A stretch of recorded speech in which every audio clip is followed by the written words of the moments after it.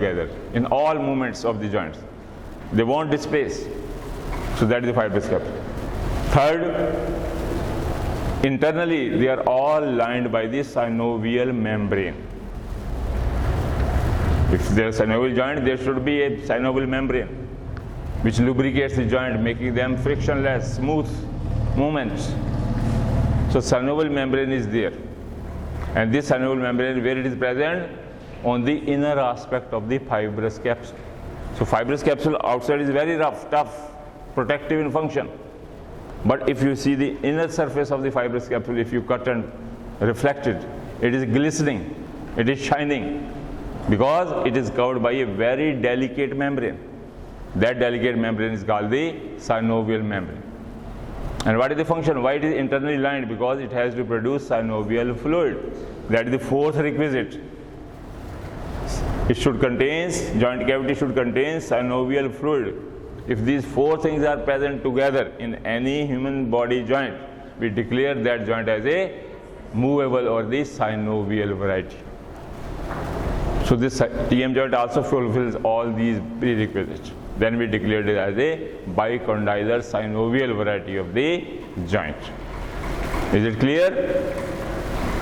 So, and to strengthen the joint, there are certain other outside supports of the joint also. They are called the ligaments. So ligaments, they are the thick bundles of the collagen fibers which keeps the two bones together, and they reinforce the fibrous capsule function. Fibrous capsule is also keeping it together, but fibrous capsule is very thin. It may be torn in the accidents or injuries, forceful act, but the outside support is given by the various ligaments. So similarly, in the TM joint is also present ligaments, and they are called the sphenomandibular ligament. One is the sphenomandibular ligament. So we have discussed, I think, sphenomandibular ligament already.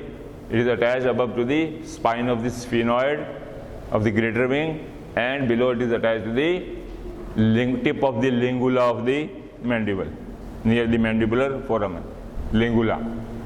So this is the joining the base of the skull with the mandible, or mandible is hanging from base of the skull, or there is some attachment of the mandible to the skull, to sphenomandibular ligament. This sphenomandibular ligament is pierced by nerve to mylohyoid and artery and vein of the mylohyoid. Underline it. Sometimes it is asked in the viva, what are the structure piercing the sphenomandibular ligament? Then you have to answer. Nerve to mylohyoid, artery of mylohyoid, and vein of mylohyoid. It supplies. Another ligament is the stylomandibular ligament. Stylo, so you have to describe, you have to mention the ligament, and you have to write down 2 lines of everything. So stylomandibular ligament is attached to the stylo, means tip of the stylar process, to the external angle of the mandible. External angle of the mandible, and that you have done in the anterior triangle or in the neck. That is the investing layer of the deep fascia. It is derived from the investing layer of the deep fascia or the deep cervical fascia between the angle of mandible and the stylar process. So again, it is attaching the mandible with the stylar process, and stylar process is the part of temporal bone. So this is how the union is there. Then third is the lateral TM, temporomandibular ligament. Lateral temporomandibular ligament. So this is present outside the fibrous capsule and giving the outside support to the TM joint and prevent the lateral dislocation. Its function is it prevents the lateral dislocation of the TM joint. Now this is the articular tubercle we have done, and this is the temporal fossa. Now we fit here the condyloid process or the head of the mandible. This is pterygoid fovea, this is the neck. This is the angle of the mandible, this is the mandibular notch, this is the coronoid process, this is the anterior border of the ramus, this is the oblique line on the body of the mandible. And this is here is the last molar tooth, 3 molar teeth.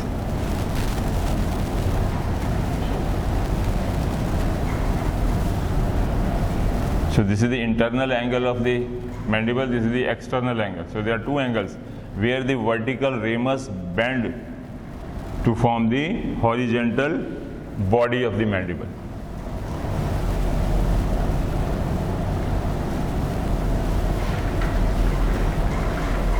So this is the joint is formed. Now comes the fibrous capsule of the TM joint. Attachment.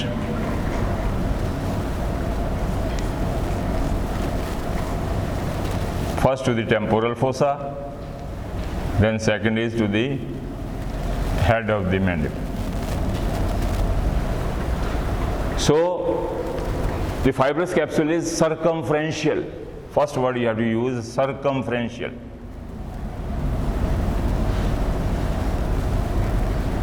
To both the neck of the mandible as well as to the temporal fossa. Circumferential means all around without any interruption. That is the meaning of circumferential. If I put the band-aid here all around my finger, then what we will say? The band-aid is circumferential to the finger. No gap. So that is the meaning of circumferential. So anteriorly where it is attached? Fibrous capsule anterior to the articular tubercle. Laterally attached to the lower border of the zygomatic arc. Lateral surface of zygomatic arc.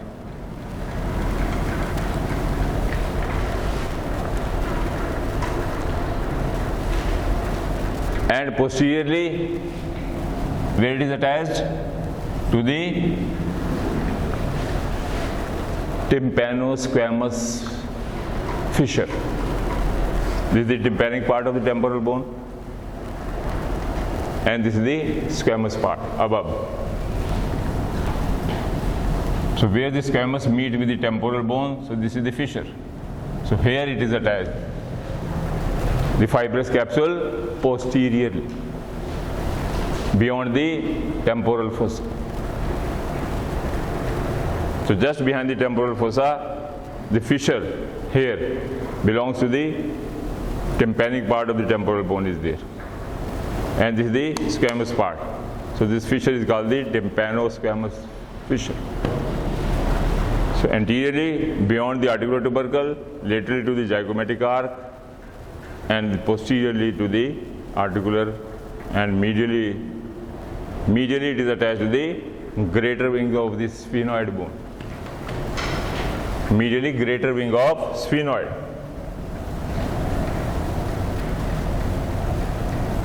Where this medially, what is related? Sphenoidal spine. So that bone belongs to the greater wing of sphenoid. So medially the fibrous capsule is attached. So everything comes into its circumference. And inferiorly it is attached to the head of the, not to the head but attached to the neck of the mandible from all the sides. Anterior, posterior, lateral as well as medial part of the neck. So it surrounds it. Anteriorly it gets fused with the tendon of the lateral pterygoid. In the pterygoid fovea, we know which muscle is inserted.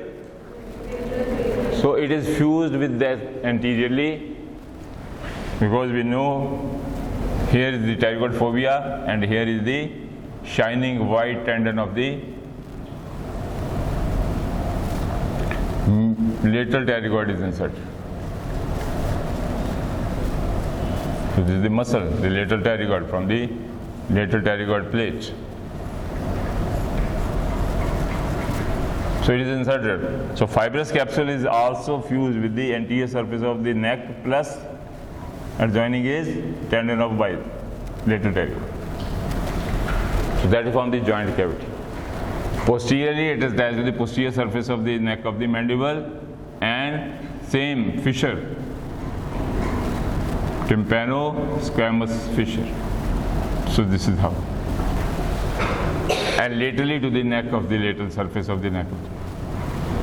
So this forms the what is called the joint, fibrous capsule. Now we can't see the articulotubercle fossa, and the head now goes inside the fibrous capsule. That is the part of a sellotape-like structure. So this is the inside now.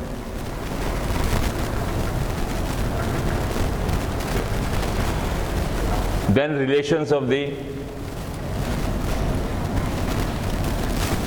TM joint: anterior, posterior, lateral and medial. Now anteriorly what is there?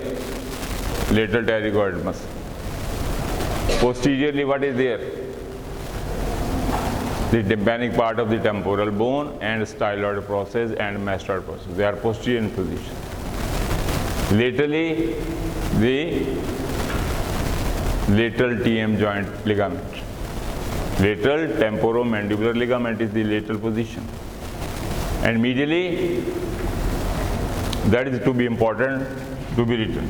Other they are easy, but medial relation is difficult to remember. So write down two roots of the auriculotemporal nerve. Two roots of the auriculotemporal nerve with middle meningeal artery in it. With middle meningeal artery in it. That we have done yesterday, the diagram. Plus sphenomandibular ligament is also medial in position. Sphenomandibular ligament pierced by nerve to mylohyoid artery and vein of mylohyoid, that we have to mention. So medial relation you have to underline whenever asked. So the lateral ligaments, they are only one ligament of the fibrous capsule of this joint is there.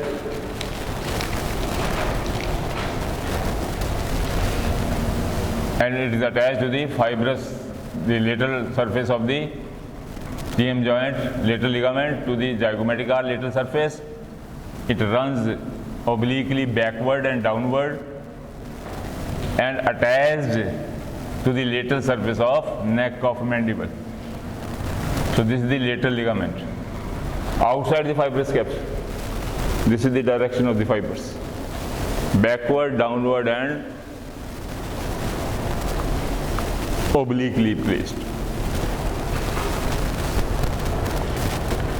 Now another important thing of the joint is intra-articular disc. Intra-articular disc. So it is also made up of the fibrocartilage and it is concavo-convex. It is concavo and convex. So that we will do in the next class, 12 o'clock. The time is over.